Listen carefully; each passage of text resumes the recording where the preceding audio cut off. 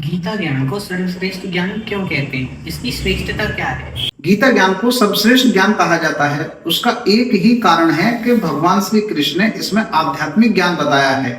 आपको दो ज्ञान मिल सकते हैं संसार से, एक भौतिक ज्ञान और एक सांसारिक ज्ञान। आध्यात्मिक ज्ञान कहीं भी दिया नहीं जाता, कहीं भी पढ़ाया नहीं जाता, वो सिर्फ आपको गीता के माध्यम से ही मिल सकता है। सांसारिक ज्ञान, भौतिक ज्ञान और आध्यात्मिक ज्ञान, तभी उसका जीवन पूर्ण होता है। उससे पहले वह अपूर्ण जीवन ही जीता है। अगर आपने भगवत गीता नहीं पढ़ी और गीता ज्ञान नहीं लिया तो आप अपूर्ण जीवन ही जिएंगे और अपूर्णता के साथ ही मरेंगे।